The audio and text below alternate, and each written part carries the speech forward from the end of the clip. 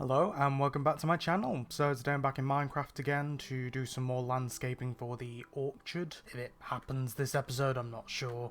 There's probably a lot of landscaping to do, so I'll just have to refresh myself. Because there's kind of like the big ravine to fill in, isn't there? So I think I'll need to go get some more dirt. And almost forgot to set my stopwatch again. There we go. So relatively prepared for this. I don't know. As usual, tired. I guess maybe a little bit less tired, I don't know. But yeah, hopefully I should have more to talk about this episode as well, because more's actually happened over the past week or so. So, yeah, I'll be able to talk about more stuff. I still sound very incoherent. But yeah, busy week. Went up to Mike and Stace's, went to Alton Towers opening. So yeah, got a lot of that to talk about. But yeah, I just need to dig up some dirt as well. So, where to start? I mean, should I start on therapy as I usually do? Yeah, again, pretty much going at steady pace. Finally got toothbrushing back in, so behavioural activation's working that way. It's very slow progress, I think. And over last week, I feel like I kind of had a little bit of, I guess, like a relapse. I don't know, like went back a little bit, but yeah, you know, I've managed to slowly get back on track now, and yeah, hopefully should keep progressing, which would be good. It was cool as well because in my last therapy session, my therapist showed me like we had kind of like a review at one point, and showed me a chart from like questionnaires that I filled in, and essentially I had like kind of like a red zone and a green zone, and essentially you kind of went aimed to be in the green zone. I was just like on the cusp of getting into the green zone, so you know, that's good progress, I guess. We've still got a few more sessions yet, so yeah, can just keep bringing that stuff in. But yeah, I'm definitely feeling though that after this, while I feel like the CBT has helped in a lot of ways, I still think there's other therapies that I'll need to sort out different things that CBT can't deal with. You know, the actual specific thoughts that I'm having rather than ways to deal with them in a way. Because I feel like even if I have ways to deal with those thoughts, it would still be a good idea to try and actually deal with the thoughts themselves. Like, you know, not just have strategies to push them to the side, but you know, to actually deal with the thoughts themselves. I think that would be helpful. But yeah, that's pretty much all on therapy, to be honest. So yeah, I guess I'll go next into when I went to go and see Mike and Stace, which was fun. I went for a few days, which is good. If you caught the last Love to Explore, thematically speaking, you would have seen me on the couch with them. I think it was episode 99, yeah, because I think episode 100's tonight, actually, which would be great. Yeah, so I guess happy 100th episode, I guess. I mean, it's probably going out after that, but yeah, great job. And it's weird because I think the Chain Dogs podcast as well, that Luke from Coaster Gen and Park Spill and that lot all do, I believe they've reached their 100th episode as well. I believe that was last night. So yeah, so that's cool that kind of all around the same time.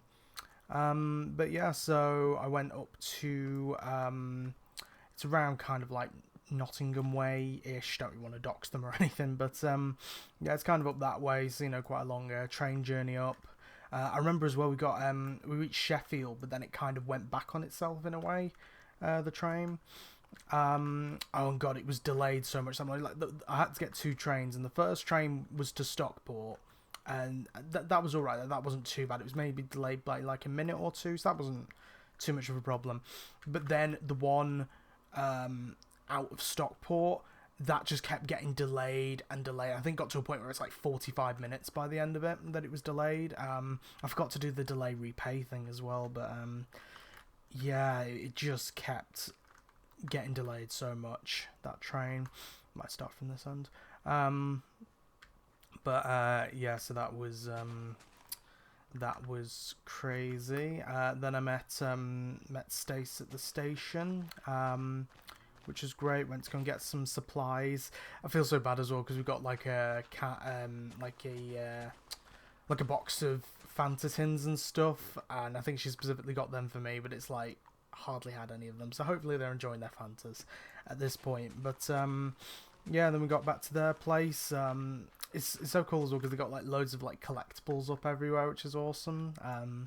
Yeah, even I don't have like that many like put up everywhere. I've got like my Doctor Who figures you'll probably see back there and stuff, but yeah, it's just so cool to like see all the stuff they've got. And they had like loads of Lego Dimensions stuff as well, which is really cool. Even in the guest room that I was staying in, they had like a roll of flex tape, which was so cool because yeah, flex tape, it's awesome.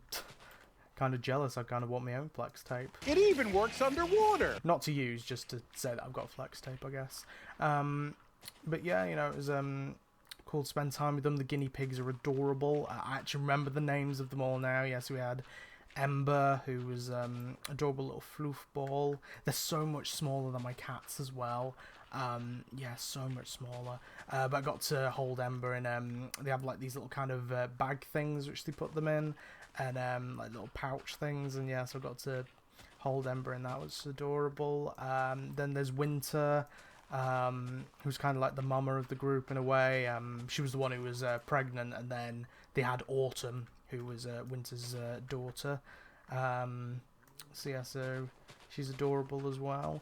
And then there's Angelica. That's the name that I forgot last time. I was playing Minecraft. Yeah, Angelica, who's yeah, quite cute as well. They're all adorable. They're guinea pigs. What do you expect? And yeah, so then when we got there, played some Mario Kart. I finally actually got Mario Kart 8 now myself as well, so we can hopefully do some multiplayer stuff with that. I've already got through like the golden cups on like 50cc, so I've got my practice in. Got to thank Mike as well for the advice about drifting as well, because I don't think I've ever used drifting in Mario Kart before. So yeah, it's yeah, it was a very good bit of advice, so thank you, Mike. But yeah, so that was fun, and it was just so hilarious while we were playing it though. Just so many like jokes and stuff. And then we played I played Mario Party for the first time. I think it was the original one, because on like the Nintendo Switch Online you can get like old classic games and stuff, and like old consoles, and so we played yeah, the original Mario Party. And I decided to set it to hard mode because, you know what, I thought let's just have a challenge, and my god. It was, yeah, it was a long game as well. I did it for like the most amount of goes as well, so yeah, that was fun. And then in the evening, what did we do in the? I mean, I think I did some rounds of Mario Kart with Mike as well. And I think we went to bed relatively early that night as well. And then the next morning, or the next day, we went off to Matlock for the day, which was cool. What am I doing? There we go. Gotta remember what I'm doing. Yeah, so we went to Matlock the next day, and I'll actually have to get something up on my phone in a moment, because I said that I would give a certain place that we went to a shout out. But yeah, it was quite a nice little place, Matlock. It kind of reminded me a bit of like Llangollen in a way, where it's got like kind of a big river going through most of it, and like a load of little like local kind of shops and stuff. Yeah, it almost felt like a bit of like a rural town, but yeah, it was really cool as well. While we were driving down there, there was like all like massive like cliff sides and stuff, which is really cool. I shouldn't be going up here, I should be going down here. Hold on, I need to focus on what I'm doing in the game. See, that's the thing with like Power Simulator, I don't really have to focus on it as much, while with Minecraft I actually do. Right, where do I need to flatten off first? Because there was kind of like the big ravine, wasn't it? Yeah, so it's this bit, I think. But yeah, just before I do this, I'll just get up on my phone, because we went to a shop which one of Stacey's friends owned, and so she sent me all the info because I wanted to give them a bit of a shout out, because it was a really cool shop. It was called Punnydukes, which is a cool name, I believe, like meant to be like Honey Dukes, but punk. And yeah, it was really cool. It's kind of like got like a different like load of fandom stuff. So it's got like Harry Potter stuff. It's got loads of different things from different franchises. I think there's like some Nightmare Before Christmas artwork, stuff like that. Loads of like different random bits of jewelry, and I believe one of the people there, the person who owns it, who is called Katie, She does like a load of like artwork and stuff for like these little like animal cartoon artwork things with like little like motivational sayings on, which is really cool. And we saw behind the counter Natalie. She was very nice. She had some adorable cats on her phone, and so we did some like cat exchange over phones, because that's what I do whenever I meet anyone who likes cats. I just show them all the pictures of my cats that I have. And then we also saw Katie and her friend Lisa come in as well. At one point, I remember Stacey saying that she thought that she heard someone she recognised and went back to the front, and they were both there. So yeah, that was very nice to meet all of you there. Also, as soon as we got there, they had literally, I'd turned the corner and there was a Dalek there, and like, you know, with me being a Doctor Who fan, that was great. I believe his name was Derek, which is really cool. They also had like the flying car from Harry Potter as well outside. So yeah, just like awesome little place. But I should probably also link to the. I'll probably put links in the description for all like the like socials and stuff. But yeah, the person who owns it is at Katie Abey, or Abey. I guess it's Katie with an IE and then ABEY on Instagram. And then I've got links for the other ones. I'll just put them in the description. It's a nice little place if you want to go and see like a load of really cool little collectibles and stuff like that in a really cool themed shop. They're your people. So yeah, I'll definitely go and check them out. I'd love to go and check them out again if I ever visit Matlock. And then we kind of walked down the road to go and get some fish and chips, which is very nice actually. It's very nice chippy that we got. It's the first chippy I've had in a while as well, but yeah, it was very nice. What we had then, I had dandelion and burdock for the first time in a while. I love dandelion and burdock, so good. I remember I tried to remember where I had it one time. It was when I went with a trip with college, and we went down kind of near Whitby way. But I can't remember where we went now. It was it wasn't Scarborough, I don't think. But it was somewhere where there was like a load of arcades that was really nearby. But yeah, I don't, for some reason Scarborough's come to my head, but I don't think it was. I thought it began with a P or something. I can't remember, but yeah, I remember we went there and we went to a cafe, and I had a dandelion and burdock in a can. And someone taught me that the little hole in the ring pull, if you turn the ring pull round, the little hole in it is to put your straw in, which I never realised. Yeah, crazy revelation there, wherever we were. But yeah, so yeah, I told Stacey that fact, and she was just as amazed as I was. So, yeah, and then yeah, that evening came back. We watched a series. I can't remember what it was called now. Well, it wasn't a series. It was like it was something on Netflix, which is a series, but we watched the film for that series. I can't remember what it was called now. It was about like a land where there's like these stone trolls, and there's this girl who gets turned into a troll, and yeah, it was pretty cool. It's pretty cool, that animation style. Similar to like Steven's Universe. I haven't watched that, but I know what the animation style looks like. And yeah, it was pretty cool to watch. And then we did the thematically speaking, which was really cool. And yeah, just cool to like speak to a load of other people on the call in a way.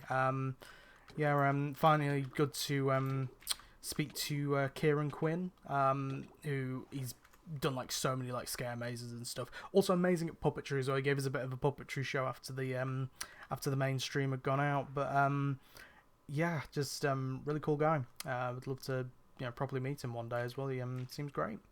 And yeah, just really cool to talk about our kind of thoughts and predictions on Nemesis Reborn. And then next morning, I don't think we did much. I think it was basically just like kind of getting up. Oh yeah, we watched some Meat Canyon videos on YouTube, so yeah, we did that for most of the morning, and then yeah, then I headed back home and got very depressed on the train journey back, because that happens, of course. I think it's partially kind of social battery stuff, but it's also just there's a lot of like internal thoughts that go through my head. I have a lot of like kind of insecurities with friendships and stuff, and so yeah, I just feel like a lot of kind of socializing all around similar times, it kind of brings up a lot of those insecurities and stuff, which makes me feel terrible. So, but I don't really like blaming other people for it, because I don't think it is anyone else's fault. It's the thoughts in my head. It's not, you could technically say that certain people might trigger that from certain, interactions, but I don't really think you could put the blame on people for that. It's the thoughts going through my head, not anyone else who's causing them, and no one's doing it maliciously or anything. So yeah, but yeah, so that made it a little bit rough at times, but I mean, it was just really nice just to see Mike and Stace again as well, especially after such a long time. And yeah, then I just got to thank them as well for their hospitality as well. Like, yeah, they were very welcoming, and very comfortable bed as well. Yeah, much more comfortable than the bed I have here. But yeah, I've just got to thank them for, and especially for like, picking me up from the station, stuff like that, letting me stay and stuff, cooking some very nice meals while I was there. So yeah, just got to thank you both for that. And also it was good to, I don't know, but I might be the first kind of guest on Thematically Speaking who was actually on the couch with them. I'm not sure. Because yeah, it seemed like they hadn't actually, because we had to try and work out how we would actually do it. But yeah, so that was kind of an honour if that was the case. So yeah, that was really cool. So moving on from that, yeah, so I got back on the Friday. I was just tired out. I think we had a takeaway. I think we had like a Domino's or something when I got back. My diet, by the way, last week just went completely out of the window, just because like I was out at so many different places. So it's quite difficult when you're out to actually kind of manage your diet in a way, especially like when you're with other people and they're cooking you meals. Like it makes it quite difficult to stick to the specific calorie counts in a way. And so yeah, I did not weigh myself last week because I did not want to, because I knew it would have gone up. So I might as well weigh myself when I actually try to lose weight, which should be tomorrow. Today is Thursday, right? Isn't it? Yes, it is. I have to double check. It's just the days just meld into one another nowadays. But yeah. So I will probably be checking in on that tomorrow. I did have a bag of Haribo's yesterday though, because my mum, it was funny because my dad keeps getting like Haribo's Stand-Fast sticks even though I'm on a diet, and then I said to my mum like oh, and he even got the wrong ones because I kind of prefer the Star Mix ones, because the yeah, I mean, I used to really like Tang-Fast sticks quite a bit, but it's just like after a while when you have them loads, yeah, just like the sourness and stuff like really gets to me and stuff. So yeah, so I said, oh, you could have at least got like the Star Mix ones, and then she actually got some Star Mix ones, and so then that was a temptation, so I had them last night. So hopefully I haven't gone up in weight this week, but then again, that could just be like a rollover from last week, because yeah, I probably put on a load of weight, probably put on enough for 2 weeks worth. But yeah, so I'll see about that tomorrow. Hopefully I've lost something. Like I always say, like even if I've lost like 0.1 kilos, at least it's some progress. Like at least it's me going some way in the right direction. My kind of aim, I guess, my minimum aim is, I mean, it's mainly to kind of look better. And so for like the costume that I'm doing for this Scarefest, for an example, like I kind of want to look good in that. But to be honest, my main kind of aim is to try and get back into the overweight category by the end of this year, at least, because at the moment I'm still technically in the obese category, I believe, and this is going by BMI, which I've always kind of heard from people, especially from my mum, where it's like, BMI isn't that accurate. It's not accurate in regards to like, it can't tell the difference between fat and muscle. So if you're a very muscular person, BMI probably isn't going to be very accurate. I can tell you right now, I'm not very muscular, so BMI is probably going to be quite accurate. It's probably never going to be 100%, but it's still pretty accurate. Yeah, it's mostly fat rather than muscle. And yeah, so for me, my BMI is saying that I'm obese at this point. And I believe from the last time I got back into the overweight category, it was about 91 kilos, and I believe I'm about 99, 98, or at least from when I last weighed in. So yeah, so I think it's manageable, and I think I'm not like, at least I'm not like setting a goal of like, we'll get back to healthy weight by the end of the year. Like that's not going to happen, but I think at least getting back into the overweight category, like firmly in there, kind of like maybe 5 kilos into it. That would be good. That'd be good by the end of the year. And again, it's just more, it's less about necessarily the weight, more about the way that I look in a way that really matters, which probably isn't a healthy mindset, but it's just, because I know a lot of people would say like, oh, you should be happy with the way you look, but it's like, I'm not, and it's not just about what other people think, it's about what I think about my own body, and yeah, I don't really like the way it looks, so yeah. Why did I even get onto that tangent about? Yeah, I was talking about like the amount that I'd had over the week. Yeah, because I had a takeaway on the Friday, didn't I? Which then led into the Saturday on opening day. Which, yeah, got up early. Got up at like 6. Although I heard of people, like I think David and Nathan, they were like at the hotel entrance for like 6:30, I think, which is crazy. But no, I got up at 6. And then went up to the park, got there for maybe just before 8 in the morning. Surprisingly, the traffic going in wasn't actually too bad at that point, which was good. Got in pretty quickly. It's just actually then getting to the entrance plaza and so many queues getting into to go into the he's going to collect more dirt. God damn it. The kind of queues going into like the security bits, the security checks, there was like a queue for each one, so I think we waited there maybe for like half an hour, and then it was pretty nice as well because I actually got to speak to a couple of people I was with in the queue line for that, and they're really lovely. I don't know who they were, but it was just really lovely just like to speak to some people while we were waiting, and it's really nice. I'm hoping to kind of make more connections this year with people. I think I mentioned in the end of my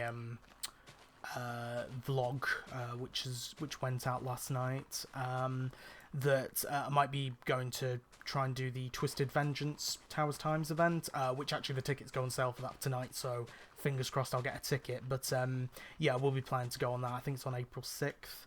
But yeah, kind of like at those events, I'd like to try and like,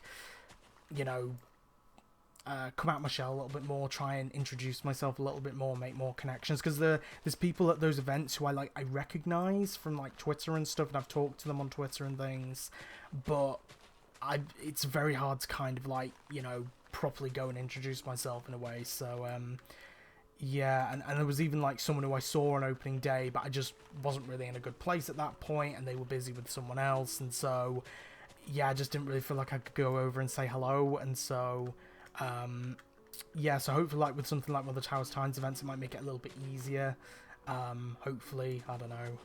Even then those events are quite busy, but it could be nice. But yeah, anyway, back to opening day. I don't even know where I got onto the Twisted Vengeance conversation with. Anyway, oh yeah, that was it, about talking to other people, wasn't it? So yeah, with the queue line, it was loads of people in those queue lines, and then I remember when the shutters opened and everyone just cheered, and then when they eventually let people through the security bit, and by the way, I went through the security bit and there was no one in that tent. I think I went through like tent 5. There was no one in that tent, so that means no one got their security checked at that point. And then it was funny because like I loved how everyone was queuing up, and then suddenly as soon as those security bits were opened, everyone just ran through, but then we were kept behind the turnstiles for like another 20 minutes or so. So yeah, that was funny, I guess. And another funny thing as well was that I was relatively near the front of the turnstile, so I could see when they opened, and they'd already opened, and then people must have been checking the time because they started doing a countdown, and I was thinking like, you're a bit late guys, because they've already opened the turnstiles, and then just walking up Tower Street and just seeing everyone like running past me, I was just laughing my head off because it was just so funny. I also found it weird as well because I've been watching other people's vlogs, and like I saw I think it was on like Theme Park Worldwide's vlog, and he was saying about, because he was at the hotel entrance, and he was saying about like the operations weren't great that morning, with everyone kind of like pushing and shoving. It's like, that's not really to do with the operations. That's more to do with all of you lot pushing and shoving, you know, and running up there. Like, I don't really see what else Towers could have done at that point. Like, it's kind of on you guys not to be pushing, shoving, running. Like, you know, you can't really get Towers staff to do anything else with that. Like, I like how he's kind of saying that while he's like running up to, Nemesis. Like, I feel like it's kind of more on us to kind of be a little bit more orderly ourselves, not on Towers. Because I feel like they did what they could, and I can't really think of another way, or a better way to do it, to be honest. Yeah, it just seems like a bit of a weird critique. Like, I feel like you critique Towers for a lot of things. I feel like that's one of them that you probably shouldn't. There is actually another operational or like kind of communications thing later on in the day, which I feel like they could have done better on. But yeah, I feel like with the entrance and stuff for the hotel entrance, I feel that's more kind of on the guests themselves, who could have been a little bit more orderly rather than the park, But yeah, anyway, so then I leisurely strolled down to Forbidden Valley while everyone else ran. I went up the Haunted Hollow way, and God, Haunted Hollow was just completely full of people. So many people going down Haunted Hollow, and then went past Curse as well. So that means I could go into the main kind of the Phalanx compound sign entryway thing near Subterra, which is really cool. And it took me so long to realise that that it actually, the tentacles over it said Forbidden Valley, which is just so cool. Such a cool touch. And yeah, just going into the area, seeing the massive helicopter was just insane. Like, it was just an awesome vibe going into that area. I mean, you would have seen it from the footage from the vlog. Like, yeah, it's just, it was immense and awesome and really cool. And to be honest, for most of the morning, I was just kind of soaking in the vibes and the atmosphere. I didn't really, didn't go on to the actual ride itself till got way into the afternoon, I think. But yeah, it was just really cool vibes. And all the roaming actors as well, fantastic. Got to meet up with Luke from Coaster Gen stuff. James 1 was there, not James 2. I said James 2 in the vlog, but no, he's James 1.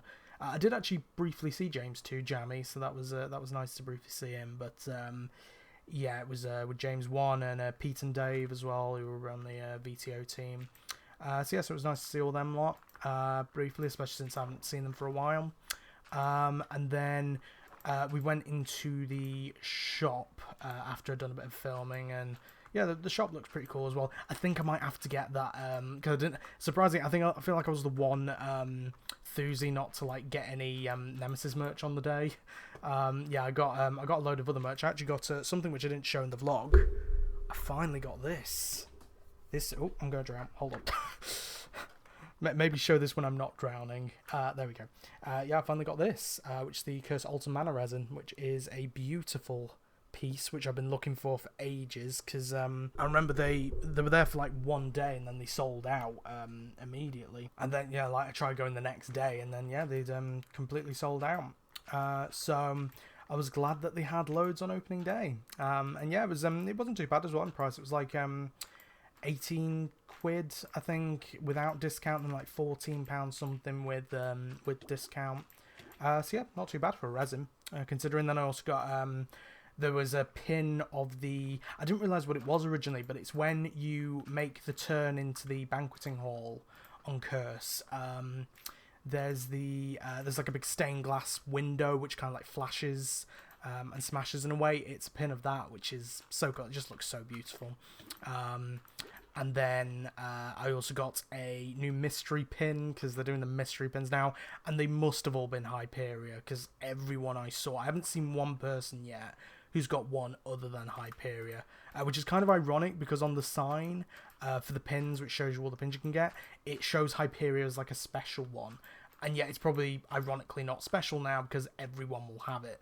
But yeah, it's also weird as well how all the Alton Towers ones, they're all the same rides. I'm shocked that they haven't done like a Nemesis Reborn one, or maybe like a Curse Alton Manor one. But yeah, which is yeah, weird that they're not like doing any new rides or attractions for that. For those ones. I hope if they do like a wave 3, they'll actually do a few new ones and do an Emmy Reborn one. I'd love a Curse Alton Manor one. That would be great. I mean, unless they're only doing coasters, but I don't think they... I mean, no, because there's a Croc Drop ones. That's not a coaster, so... Yeah. But, I mean, you know, the Hyperion's still a cool one, but, you know, would have been nice if there could have been some other ones there as well.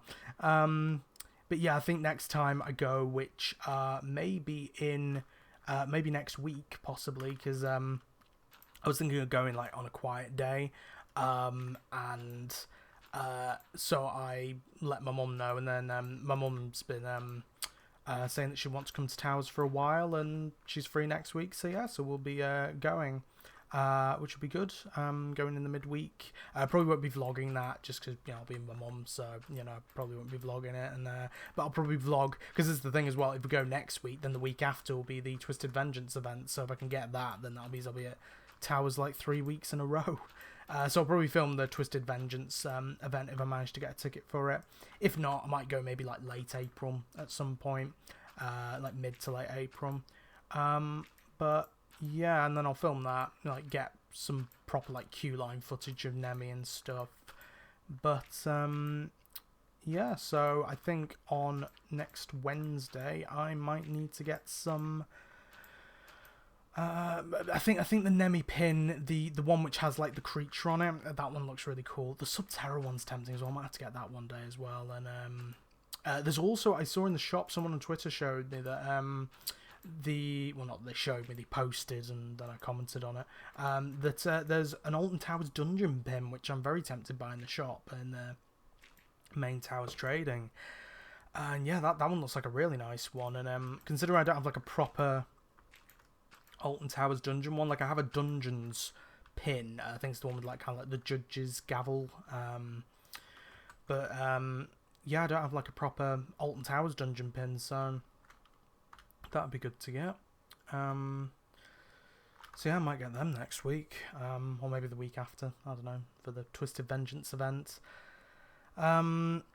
But yeah, so we went into the merch shop, and yeah, they were selling those bolts as well, weren't they? Like, you get what, one bolt for 100 quid, and one bolt for 150 quid. So you buy one, you get one half price. It doesn't really sound as good like that, does it? But yeah, I wonder if they've sold out yet. That'd be interesting, because, I mean, I do not have the money for one of them right now. And to be honest, I think the reason why I didn't really get any merch on the days is because, despite my thoughts on the ride, which I'll go into in a bit, but if you've seen the vlog, you'll already know my thoughts. Oh, why am I doing this? Hold on. I need to go to sleep. Again, in real life as well. But yeah, the reason why I didn't really get too much merch on the day is, like, despite, like, how my feelings were on the ride, which, spoiler alert, positive. Yeah, I don't know, just none of the merch really kind of grabbed me at that point. But yeah, also, I just would not have had the money for one of those bolts at this point. Like, I'm on Universal Credit, I do not have that much money. You know, maybe 1 or 2 pins every once in a while, not like... yeah, not like that much. But I had to get that Curse resin, because just... I knew that it would sell out so quickly. Also, if you're going to get one of those... Curse resins, I'd look at the spire on top, because some of the spires have been broken off, so, and I nearly got one with a broken spire as well, so I'd just double check and just see. You could probably tell if it's been broken off, but yeah, yeah, so we went into the merch store. There we go, 3 times the charm. And yeah, met Stacey there as well, so it was nice to see her again. And then when we came out, met up with, like, the Joneses and the rest of the group, all that lot, David and Nathan as well. So yeah, it was nice to have a big kind of group meet there. And then also got a fast track as well, which I kind of cut it out of my kind of explanation at the end of the video. Because I didn't really know whether the person who gave us the fast track would want their name known. I'm not sure, to be honest. I mean, I don't really know how well known they are in the community, but I didn't want it to be that I said, oh, I got a fast track from this person, and then suddenly people are going to hound them wanting a fast track. So I just thought, might as well not mention who they were, but whoever you were, well, I know who you were, but... the person who gave me the fast track, thank you so much. I wouldn't have gotten to Nemi Reborn that day. I think they gave me a fast track as well when I did Mardi Gras, when I first met up with, like, love to explore Coasting with the Joneses, that lot. Yeah, they gave me a gold fast track then as well. So yeah, just thank you so much. Very kind. It would be nice to actually probably meet you one day as well and have a nice chat. Because you seem like a really nice person. So yeah. Anyway, so yeah, I'm so glad that I got that fast track, because then yeah, I actually managed to get onto Nemi Reborn, and yeah, I think, as my thoughts were in the main vlog, I think the first ride I had on it was pretty amazing. Like, I think I just got the perfect seat, really, on it. It was, yeah, row 7 in one of the middle seats. Yeah, it was just really smooth on that. But then, as later rides went on, I realised it's pretty much the same ride experience. It's just that I had a good seat in that first one. And yeah, I think it's always the middle seats are the more comfortable ones, so I'd always try and get the middle seats if you can. But yeah, it's pretty much the same ride experience, but it's made up for by the amount of theming and immersion in the whole, not just the ride, but the whole area. It's fantastic, honestly. As I said, like, going by my metric of like really liking the Smiler because of its theming and storyline and stuff, Nemesis beats that by like tenfold. It's just so cool. So yeah, it's definitely my favourite coaster now, but mainly because of immersion theming, not because of the actual ride experience. But yeah, just like, and as I also said, I haven't done the main queue line yet, so yeah, there's definitely a lot still to see before I can make a full proper judgment, I guess. But yeah, it's it's just great. It's just really great, really cool. I think it's just also the vibes of the day as well really helped. So yeah, just really cool coaster. Go on it. Like, you know, even if you don't necessarily feel like the ride experience, I think it's worth it for like the queue line, the theming, the immersion, the station. The station is definitely my favorite part of the ride. I think my favorite part of the area. I mean, the eye's good, but I do also really like the helicopter as well. That's really cool. But yeah, the station, so good. I mean, my favourite part of the vlog was just my reaction to the station, where I'm just like, okay, guys, these guys have just told me that the station's, oh my god, and then just going through, and it's so cool, and the amount of effects. I did see someone I know on Twitter say about that it's kind of like a sensory overload, which, yeah, that's not great either. I guess it's just trying to find a balance, I guess, with it. I mean, I know that they've announced for like Sharkbait Reef that they're doing kind of like quiet hours on weekends between the times of 10 and 11, I think. So that's really cool. So I don't know whether maybe like on certain rides they could do that for the first like hour or two of the day, where like they don't turn on like sensory effects or sound effects. Maybe that could be a good idea. Yeah, where maybe like on like the Smiler's optical procedure block, there isn't the flashing, there isn't as many loud noises. Same with Nemi Reborn Station, like maybe they turn off a few of the effects in the morning, and then in the afternoon they can turn them back on and have those kind of like quiet hours in the morning. So yeah, that's maybe an option. So yeah, but I mean, for me, I just love all that theming and all the, again, the immersion. I think that's the biggest word, you know, it's all immersion.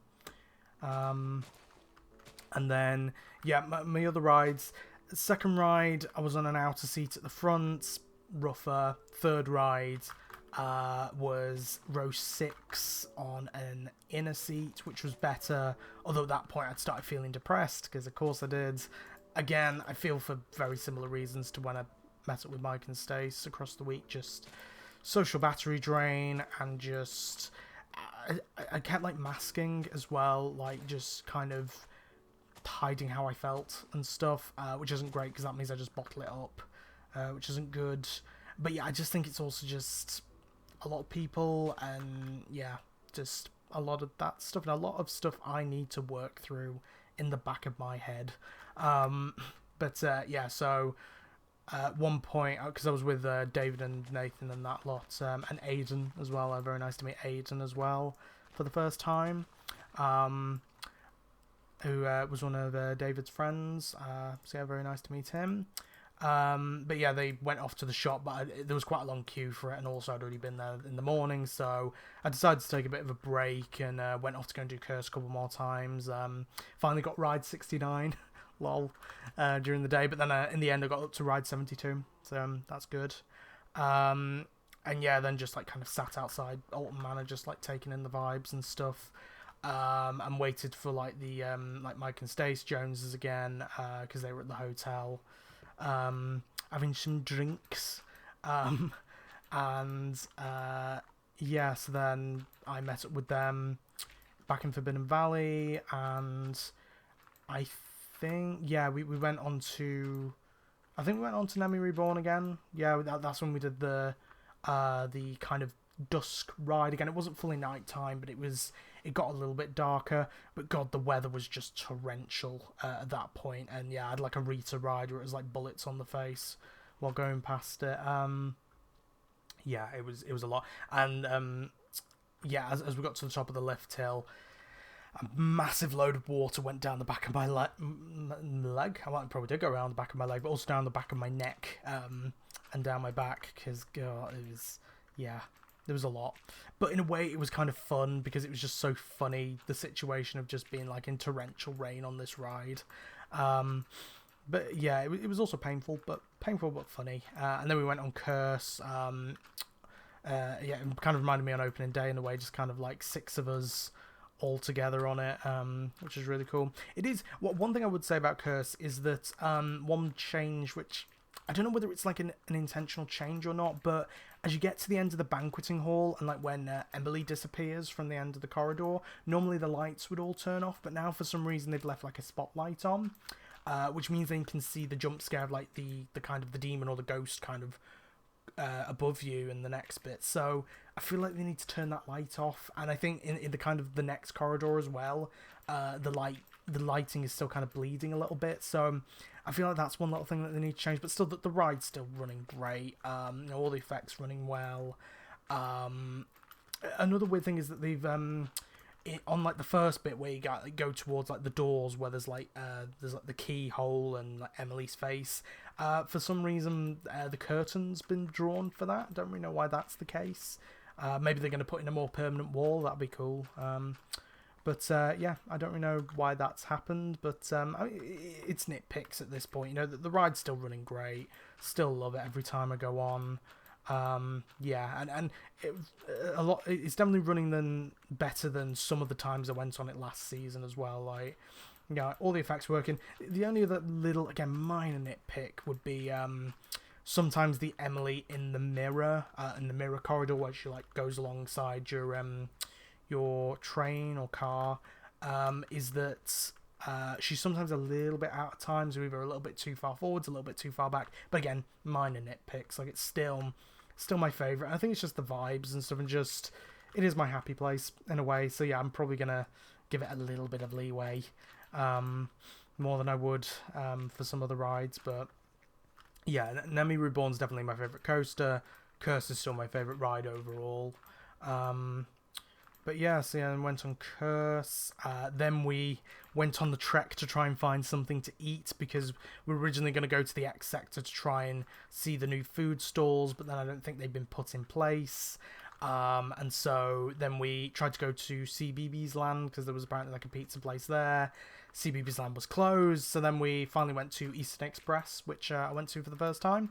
It was quite nice, to be honest. It's just that the chips were quite filling at that point, because I'd already had like lunch at the roller coaster restaurant a bit later in the afternoon, so yeah, I was a bit full up. But yeah, it was just nice just to kind of like chill out a little bit, you know, in that evening, and just, you know, just try and bring some friends around me, and yeah, to try and cheer me up a bit. So that was good. So yeah, and that was opening day. I was very tired when I got back. My feet had lots of blisters on them. Yeah, the back of my shoe ripped off a little bit, so that wasn't great. But yeah, it was a nice social day, and I think, as I said in the end of the vlog, is like it kind of started out at a high, went down to a low, and then went back up at the end of the day a little bit, almost like a roller coaster in a way. Yeah, you know, kind of ups and downs, Up the wall, up the bloody tree. Up and down, I'm up the wall, I'm up the bloody tree. But yeah, that's pretty much all for the last week, and I've run out of conversation starters, and we're only at 44 minutes. But yeah, it'll be good just like to next week as well. I mean, next week just kind of have a chill day on park, and then maybe just try and explore more of the areas in a way. Because we did also go to the World of David Walliams at some point, because Nathan wanted to go and see one of his actor friends, because he knows all the actors who were there. I just realised as well, I still have my iron pick. God damn it! I could have mined some of those rocks. But yeah, so Nathan went to go and see one of his actor friends in World of David Walliams. So it was nice to see that area a little bit. Went down to the Altonville area as well. Wasn't really much change there, to be honest. Also, if you're wondering why I was a bit more kind of further away and a bit quieter, it's because there were some people down in the Altonville area, so I kind of felt a bit shy while vlogging. So, yeah, that happens. But yeah, it just seems like similar to how they did it with the original version of Altonville, like all the kind of briefing, theming and stuff is all kind of off to the side. I'm assuming the caravan's been like kind of parked around the corner maybe. But yeah, like the whole area's open. It's good as well that the little tunnel's open as well. It's a shame that the towers aren't officially open. I believe they were open at one point, but they were accidentally left open. But yeah, now the big black curtains come back in place. So it's a bit of a shame that they can't open the towers. But then again, I believe it's either something to do with like the upper levels aren't safe at this point, or because of like a heritage thing, like they become more listed, I guess, in some way. And so yeah, that's the reason why I believe the attic won't be returning this year. But there have been, I mean, that's something else I can talk about. There have been a lot of Scarefest updates recently, in a way, kind of in the background, with I mentioned about the dungeons in another, it might have been the Power Simulator video, I can't remember, but yeah, I mentioned about, it was the Power Simulator video. That one, which my voice had gone by the end of that. Yeah, in fact, I might just have a drink now, actually. My annual drink per video. Oh god, I've still got like a mintiness off my teeth as well.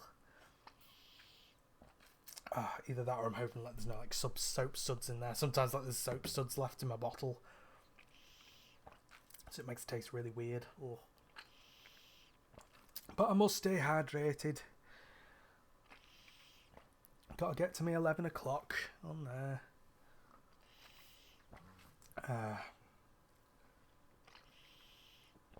Clearly this is an important bit for me to film. I'm being pushed by a pig. How dare you, pig? How dare you? Don't you look at me like that. Don't you walk away from me. Go to your pig brethren over there. Bring me some bacon. There we go. Should I cut all this out? I don't know.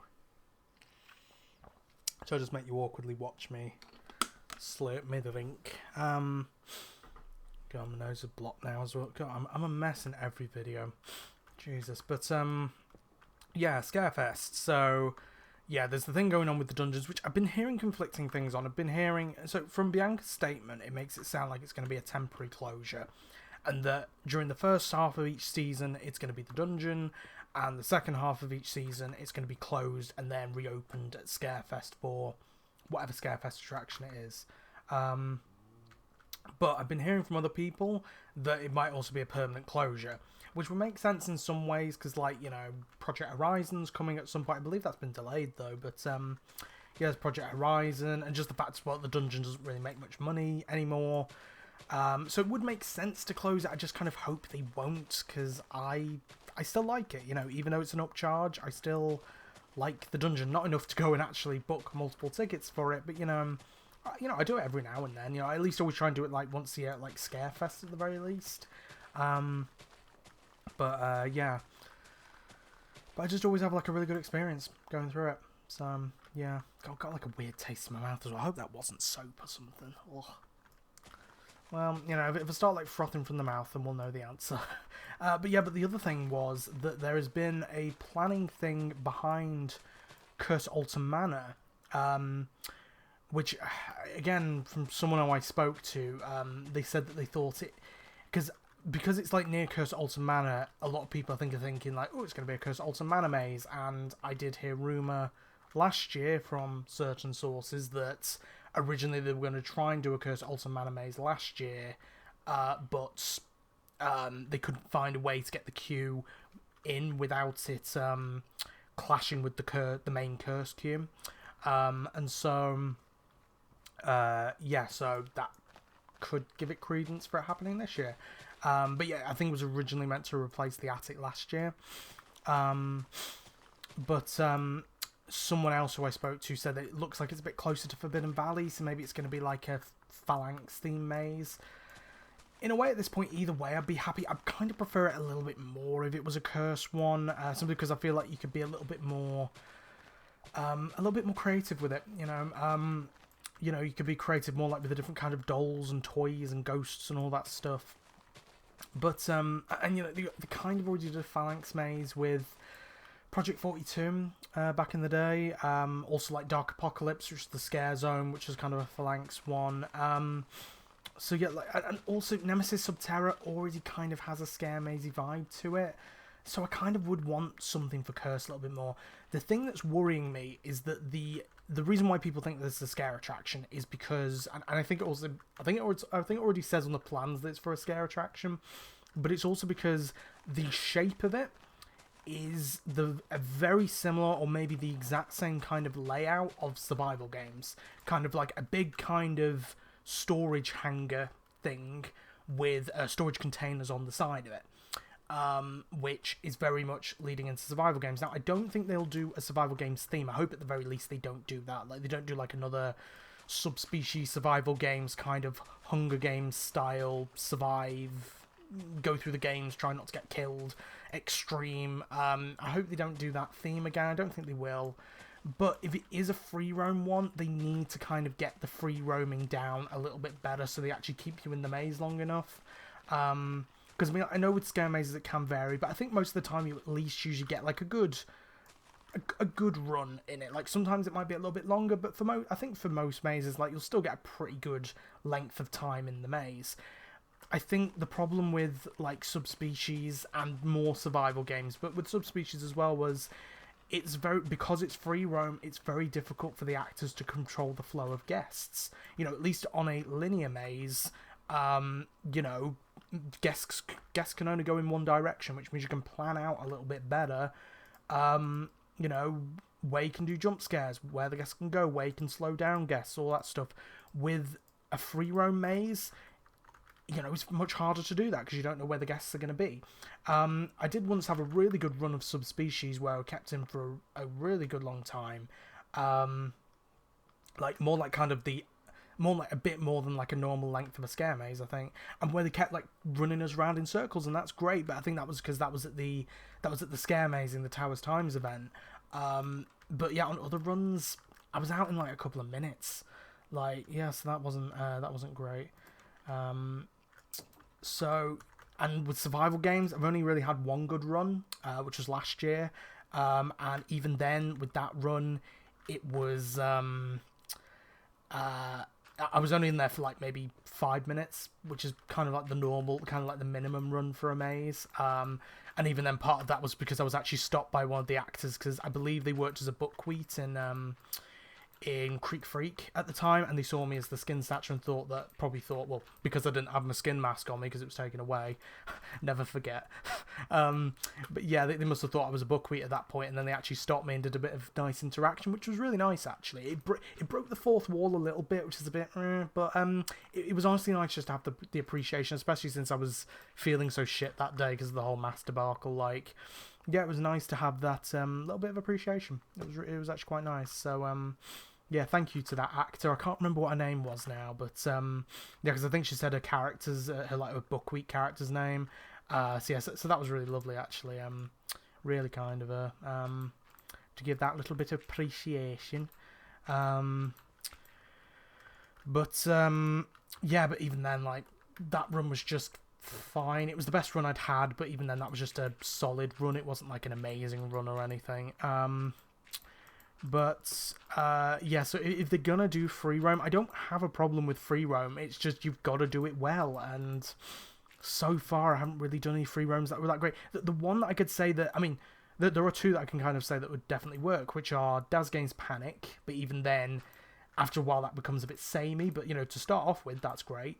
Or, I never did this one, but Cabin in the Woods, where the free roam aspect of it was, I mean, there was free roam throughout the whole thing.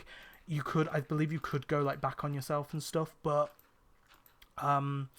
it was mostly that you had a free roam in the first room where you choose what door you go through, and then for the rest of it, it seems like mostly a linear path. Plus, you got like things like the secret control room and stuff like that.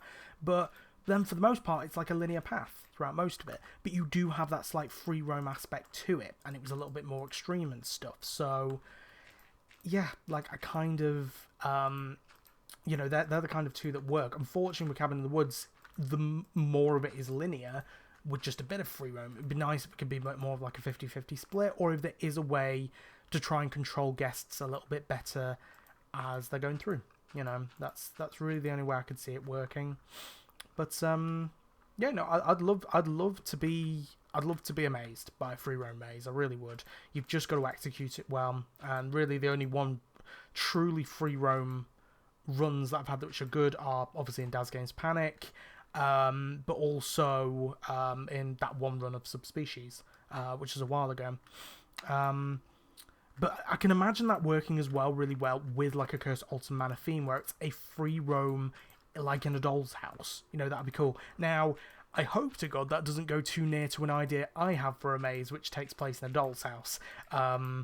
Which, yeah, I don't really know whether I want to kind of give the details of that, for one thing, because I might actually do something with it at some point, possibly on the channel, so keep posted. It probably won't be anytime soon, to be honest. But also because I kind of don't want people to take my idea, so I don't really want to publicly say it that much, but it's essentially, it's kind of taking like a lot of the stuff from Cursed Alton Manor, but instead of focusing on Emily Alton, focusing on the doll's house itself, and focusing on the different kind of toys and stuff that you'd see, and there's kind of like, essentially, instead of you playing in the doll's house plays with you, in a way. And, like, all the different dolls and toys, you know, kind of play with you as, like, a victim, in a way. So, yeah, that's kind of the way that I'd want to go with that kind of maze. I have an idea for it. I have a name for it. I have ideas for, like, a pre-show and stuff, which I may want to do something with one day. But, yeah, but that kind of thing, it gives you like a lot of variety with like a lot of different kind of toys and dolls and stuff that you can do stuff with. So that in a free roam maze, I actually think would work quite well. You know, so yeah, that would be kind of cool, possibly. It's just, again, it's if they can execute free roam well, and that's what they need to be able to do, which I hope they can, you know. I always hope they can. Oh, God. Right, well, I've run out on that conversation tangent. Yeah, I don't really want to do too much speculation, because I think, as I said in the last Power Wash Simulator video, I'll probably be doing a speculation video at some point, hopefully this year. Finally. Finally, now that I'm not, like, behind on all my videos. Yeah, I can finally actually do a speculation video on time, and then do a reaction when the lineup gets eventually revealed. Right, nearly an hour. I might try and go to an hour and a half. I just want to try and get as much done as I can in this as possible. So, yeah. And then, because I don't really want to do too many videos on landscaping, because I know that's probably incredibly boring. You don't want to have to listen to my voice for too long. Let's see, what else can I talk about? There has been some Doctor Who news recently. A few little bits. For starters, there's finally been a release date, which I can't remember. It's in May. Is it May 17th?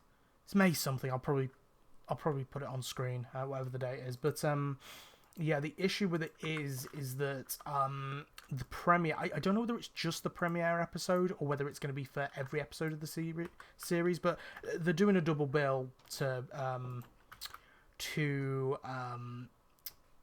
debut it. So they're doing like 2 episodes to debut it, which is great. That's really cool. It makes a bit more of an event of it. But the downside is that they're going to, before it goes on to like proper TV, it's going to be put onto BBC iPlayer at like midnight on like the day before. or like midnight on the day of, I guess. Which means that to avoid spoilers, you'd have to watch the episode at midnight if you live in the UK.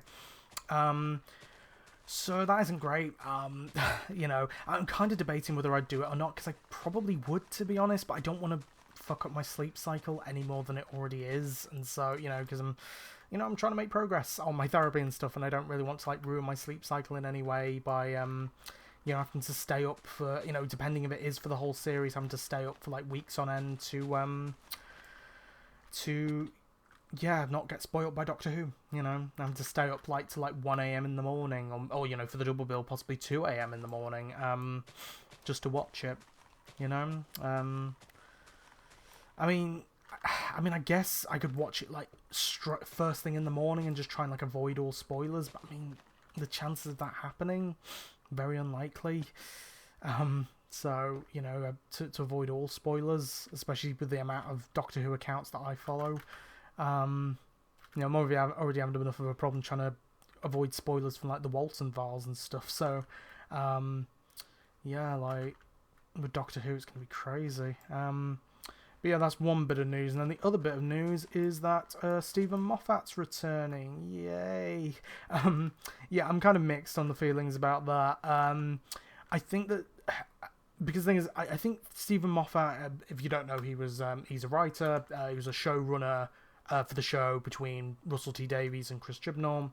And yet, in regards to his actual showrunner stuff, he either had really good stories or really bad ones. And I think he's strongest when he's not showrunner, because I think with being showrunner, it meant that he had to kind of like tie in story arcs and stuff like that. I feel like his best episodes are the ones where he was writing under a different showrunner, so when he was writing for Russell T Davies. So I'm glad with that, and I think he'll still, I think he'll hopefully do a good job, and especially if he has just like one, I think he's maybe got a couple of stories, but if he just has those specific stories to focus on, then yeah, I think he'll do a good job. I do think that the problem is, though, and I've seen, like, I think specifically Vera Wild from Council of Geeks, go check her out, she's great. She does, like, kind of, like, pop culture stuff, but she also does a lot of kind of, like, LGBTQ plus stuff, so she's great. I've learnt a lot of kind of things about the LGBTQ plus community through her, so yeah, that's great. But anyway, one of her big complaints is that that it's feeling kind of very much, I think in her words she said incestuous, which I think is actually a pretty good way to describe it, where it's like there's a lot of stuff kind of coming back, like Russell T Davies. I think for the anniversary specials it was fine because it's an anniversary, you should be bringing stuff back for that.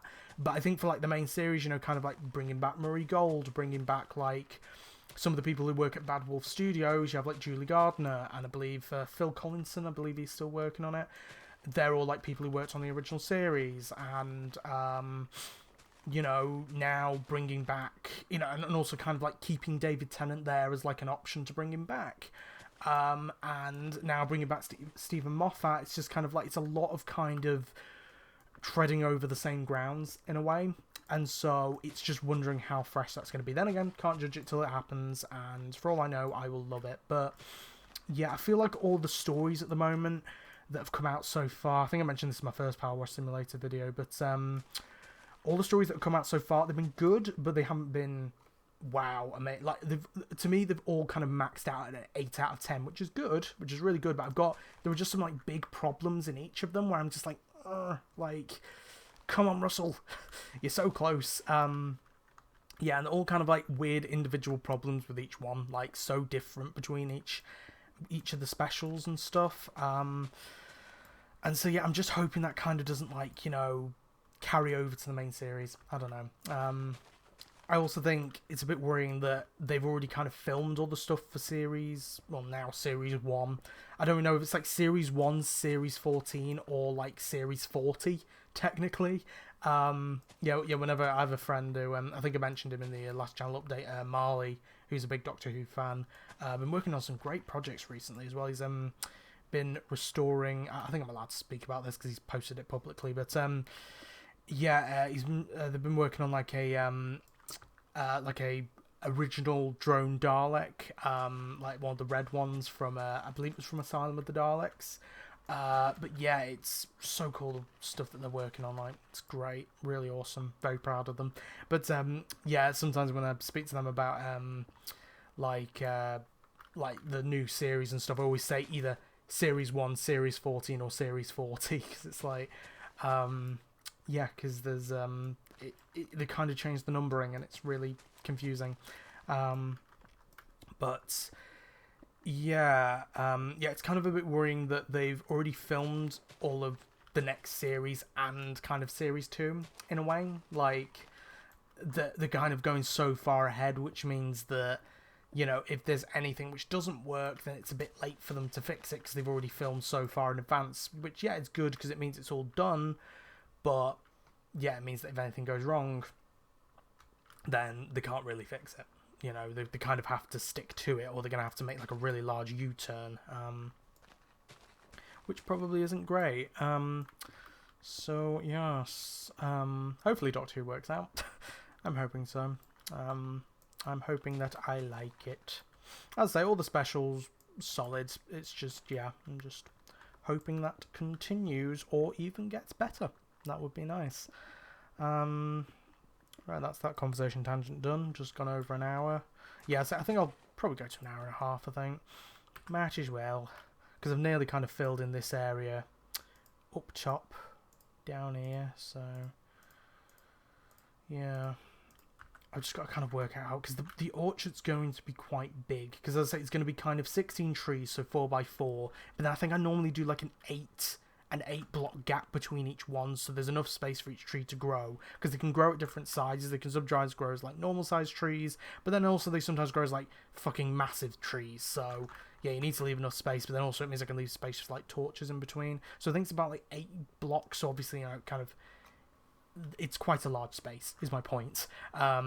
So yeah, so I think it's going to take quite a large area, plus the fact I need to kind of get rid of all this mountain like landscaping here, and that's probably going to go into this mountain here, and yeah, it's probably going to take a while, but you know, at least I can like fill in this area then, which would be good. Just get rid of these little shrubs.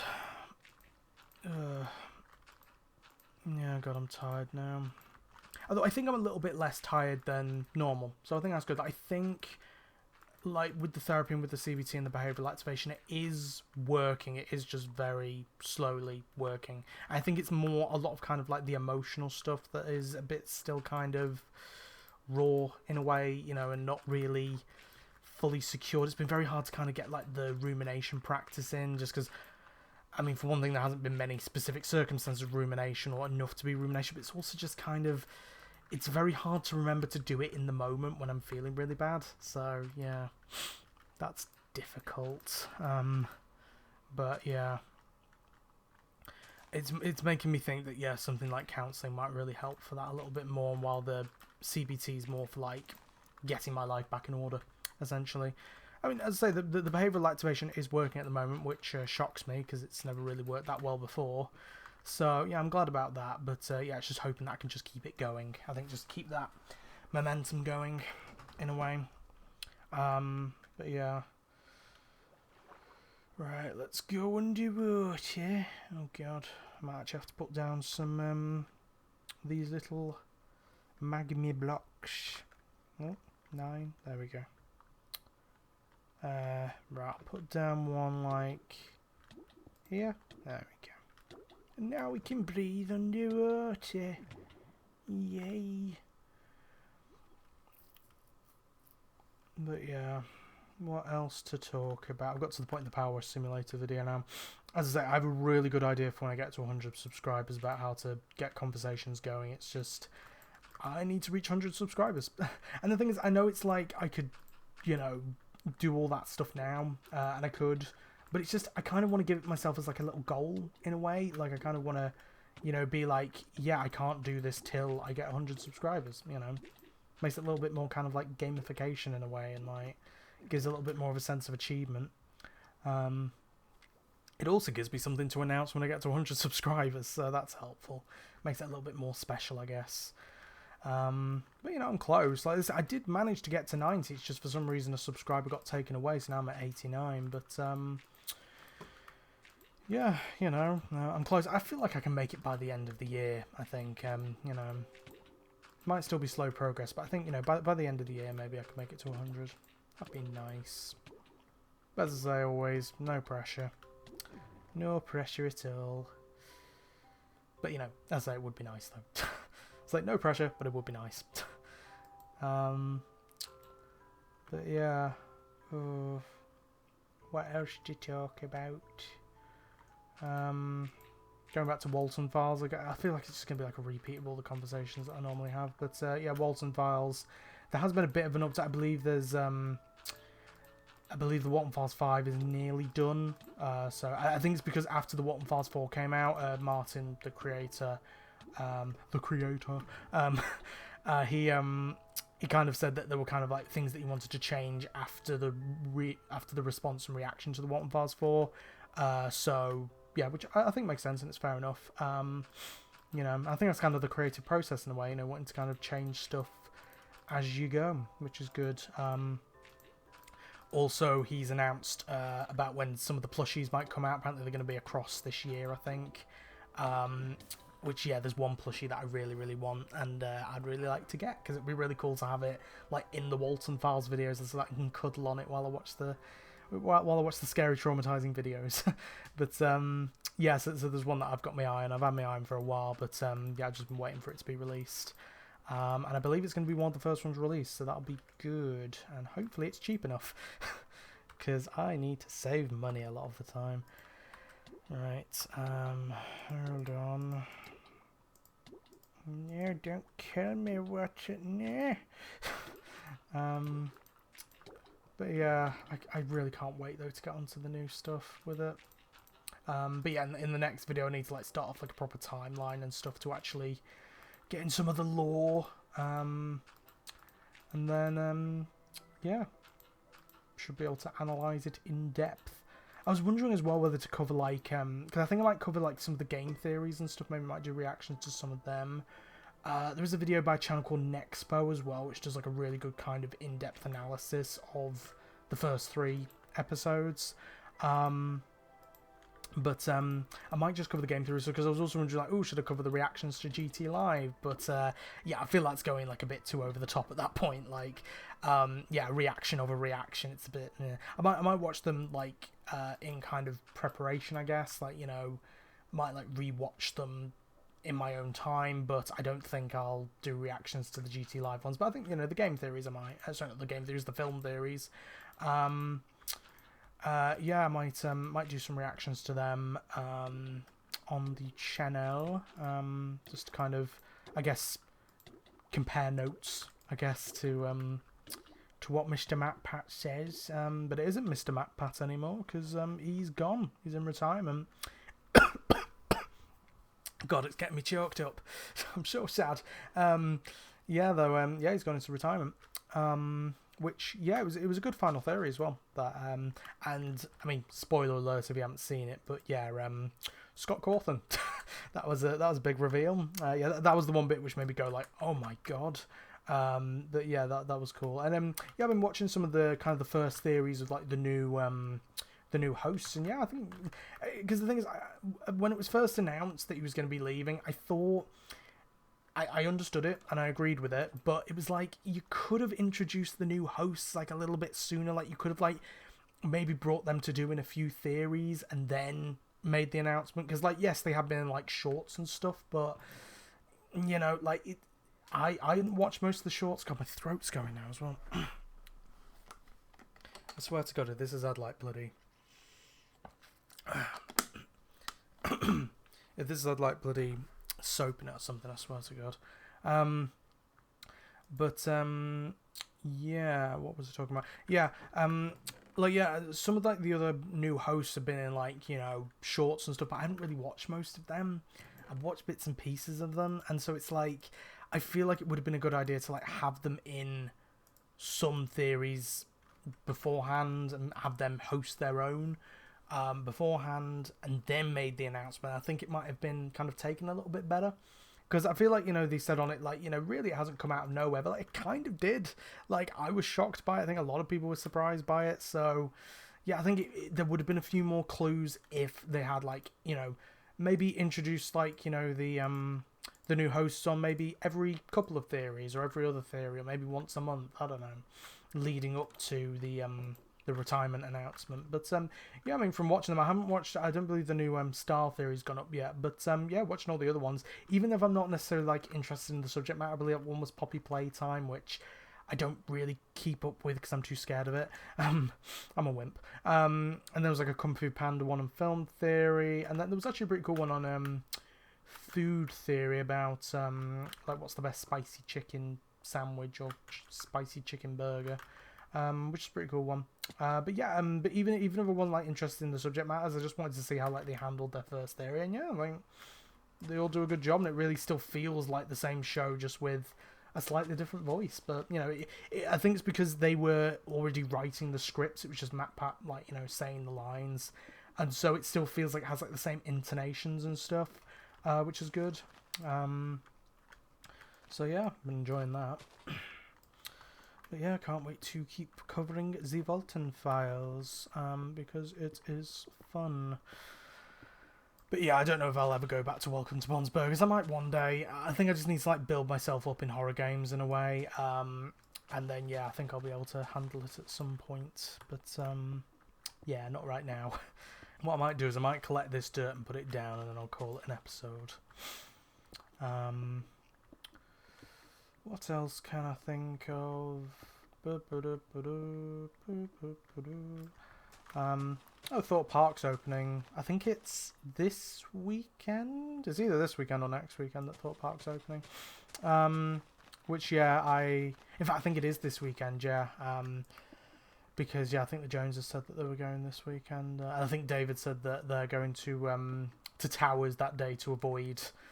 Because most people will be probably at the opening of Thorpe. But yeah, I don't know. I might visit some, but it is just, you know, it's an investment to go down there, because it's like, not only do I have to like pay for the transport to get down to London, I also have to pay for accommodation and stuff, and yeah, it's like it's a lot. And honestly, I'm very much debating on whether I'll go to Fright Nights this year. It just depends on money.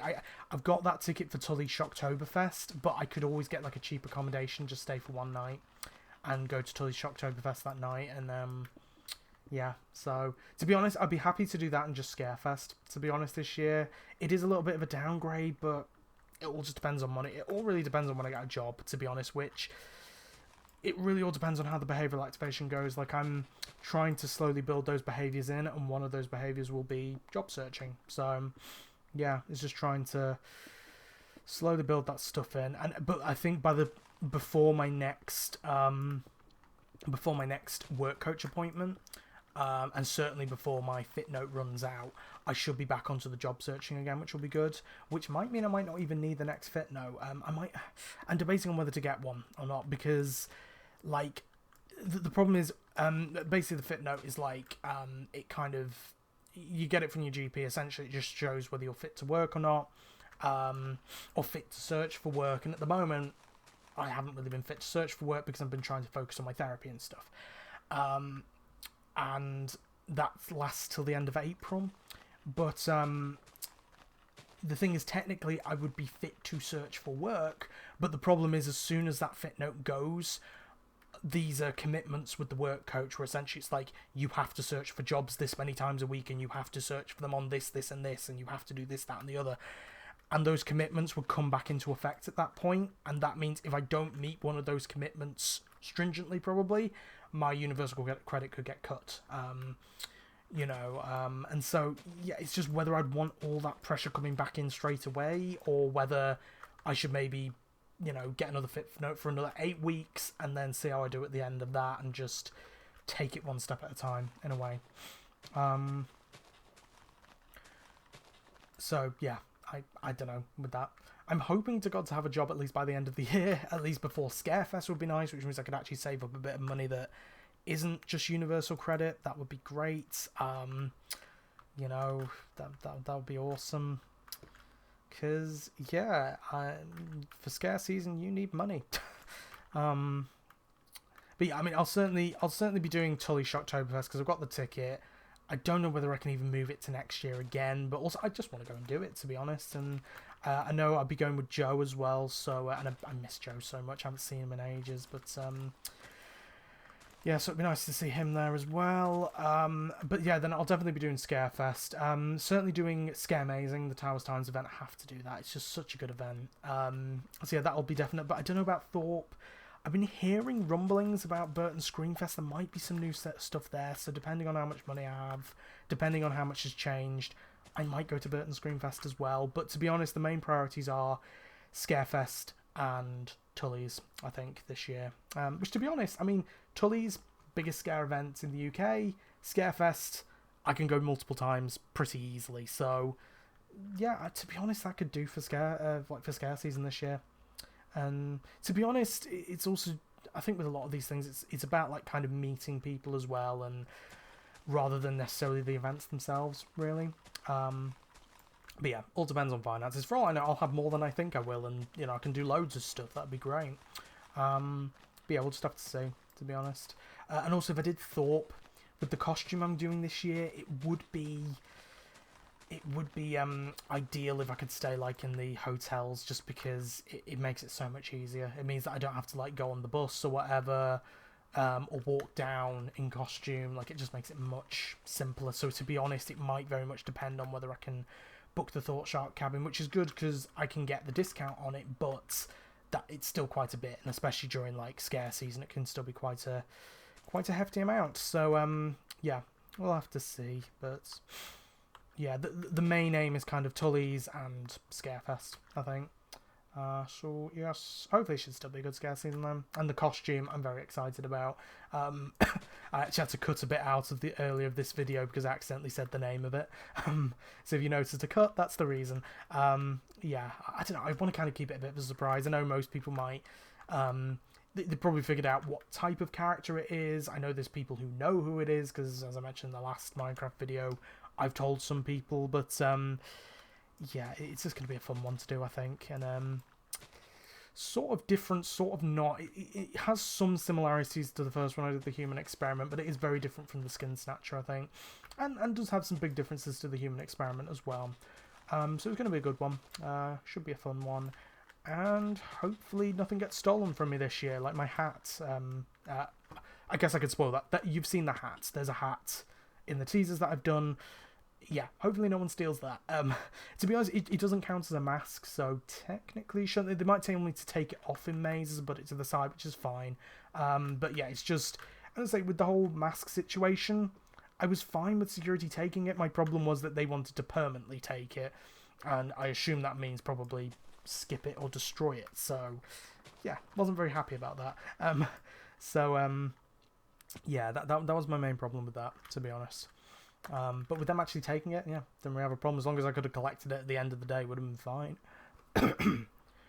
Probably still a little bit, you know, a bit grumpy, but you know, I wouldn't have been like as upset as I was. You know, I wouldn't have had to like go to Twitter to like rally the troops. But yeah, I've got to thank everyone for that though, because yeah, I genuinely don't think I would have got the mask back if it wasn't for everyone who made their voices heard online. I mean, yeah, that was very nice of them. So yes, yeah, we're nearly going to be reaching time now. So I'll just get this. I'll get this dirt in. I'll put all this stuff back in my storage. Get the dirt in, and then call it an episode. But yes, I think I've talked about most of what I want to talk about now. As I just always run out of conversations. It's terrible.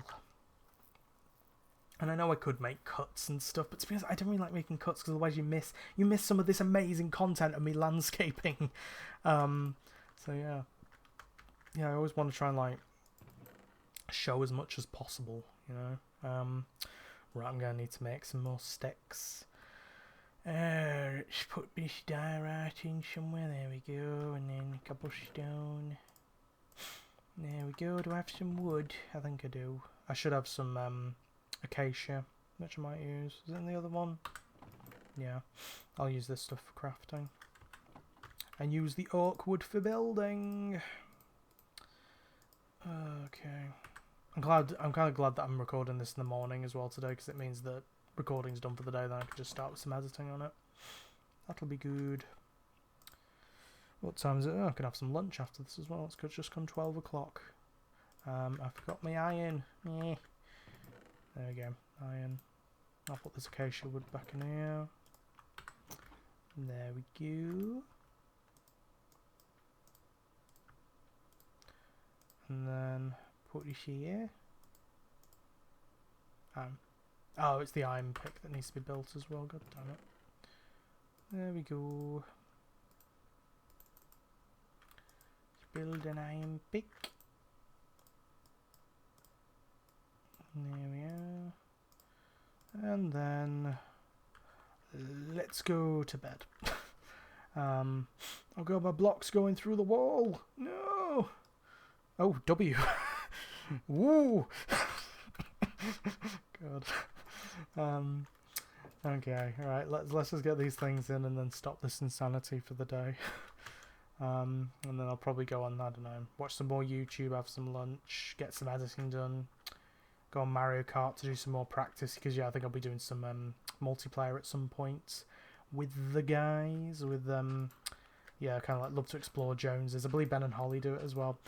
It'd be nice to get to know Ben and Holly a little bit more as well, because I've seen them like a few events, but yeah, I haven't really been like, I don't feel like I've properly been able to talk to them a lot, so yeah, it'd be nice to make some more connections in the community.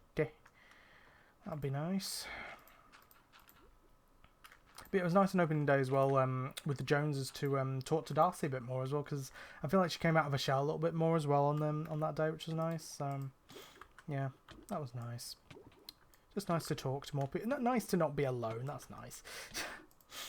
Like, even though like on opening day there were some points where I kind of like felt like I needed to be alone for a little bit, it's still, you know, I still do kind of like crave that company and stuff. So at other times, just depends on my mood and stuff, you know. So yeah, let's keep placing the dirt. Dirt.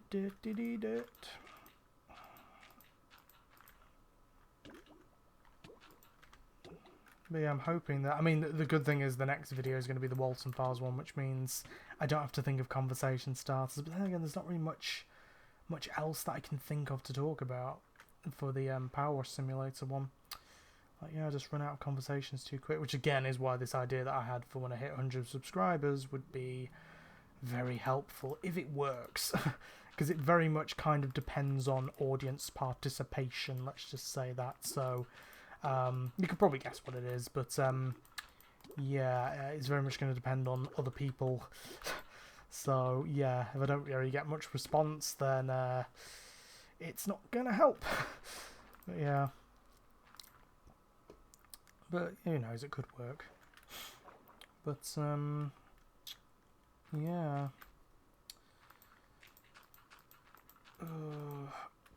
No, I put this in the wrong place. No. There we go. Because I don't really want to like leave a gap where there's water, because otherwise, like, I might break it at one point and suddenly, oh, there's water flow everywhere. Oh no. And then the other option is just put it over like a pool cover or something, but then I might accidentally break into it and then fall through. That's why I like to just always like fill it fully in. It's also probably like an OCD thing. I don't know. Again, I don't officially have OCD. Although speaking of that, actually, we might actually, in my therapy, we might actually be working on some kind of OCD techniques, because apparently they have a bit of crossover. Basically, another issue I was having like with the rumination kind of techniques was that they're kind of like to push away the thoughts and push away the rumination, but the problem is there were some thoughts that I kind of like wanted to actually, I mean, I don't know whether it's partially just that I didn't want to like kind of, as I kind of say, like kind of gaslight my own thoughts, but it's also kind of a thing of that there were some thoughts that I actually wanted to work through, and so it's hopefully that maybe these OCD techniques might actually help me to work through them in a safe way. I don't know, but yeah, we might be doing that next session. So yeah, but yeah, at this point I think it's just trying just like slowly work in all the behaviours and stuff until we reach the end of our sessions, and that one I think I'll kind of request.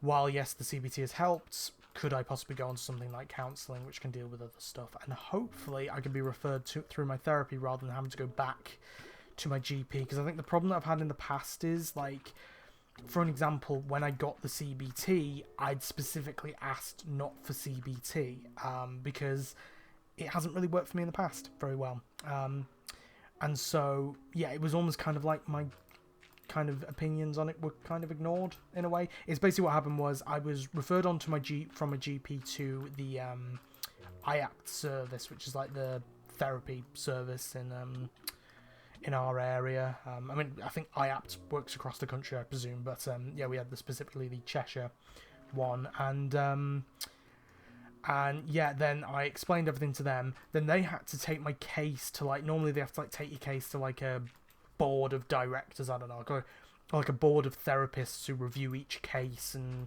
see what would be best. And they decided that either, because originally I'd said like interpersonal therapy might be good because it kind of deals with specific, basically like focuses on a specific relationship and tries to work through it, and that worked great for me because I have issues with relationships quite a bit, you know, both platonic and romantic. I have issues with both, so I felt like that would kind of be perfect. But then I said, you know, either that or counselling would be good. But then the board, or you know, the board of therapists, I don't know, they then came back and said, because of my autism, which to my knowledge I'm not autistic. I know my mum keeps saying I'm autistic, but I believe from what she says that I have autistic tendencies, but that doesn't necessarily mean I'm autistic. I think it's more ADHD, and I personally don't remember my the person who diagnosed me saying that it was autistic tendencies, and I've never really seen it written down. Then again, I was 12 at the time, so it's very possible that I don't remember every little detail. But yeah, but because of my autism, it means that I either had the option of an autism service or the CBT, so I didn't really have much of a choice. It was kind of either something that I didn't really feel was appropriate for me because of me not being autistic, or CBT, which I technically never really tried fully before, and I'm kind of glad that I did because it has got me back to this point. And the fact that I'm doing, because that was also for step 2 as well, now I'm on to step 3. Yeah, step 3 has definitely helped a lot, so got to thank my therapist for that. She's been great. But yeah, but I think at this point now, it's just hoping to God that I can get something like counselling. I think if I can say that CBT's done all it can, then hopefully they should understand that and listen and go, okay, we'll give you something else. I don't even mind being put onto a waiting list. I mean, I know I will be, because I remember that my therapist said that I think it's normally like, they at least want you to have at least a month gap, because they don't want you to go from one therapy straight to the next. So I get that. And if it is, you know, a wait, then I'm fine to do a wait. I've done enough waiting at this point. I don't mind waiting for a new therapy, even if it's a longer wait. But yeah, I just want the thing that's most appropriate, really, at this point. I do think CBC's helped in some ways, but I feel like for the other problems, I need something else. So hopefully that works. So on that light note, yeah, I've finished for the episode now, just an hour and a half or so. So that's great. So yeah, next video will be Walton Files. Finally, I'll have more stuff to talk about. We'll be covering, I believe it will be Relocation Project, and then there's like a secret tape from that we'll be covering. I think that'll probably cover most of the episode, to be honest, unless if I have time to do some shorter ones, I'm not sure. But yeah, so yeah, that'll be Walton Files next, and Power Wash Simulator, and then I think the next kind of vlog, if I can get a ticket tonight, fingers crossed, will be at the Towers Times Twisted Vengeance event, and yeah, hopefully have a good day there. That'd be nice. So until the Walton Files Relocation Project, I will see you next time. Bye.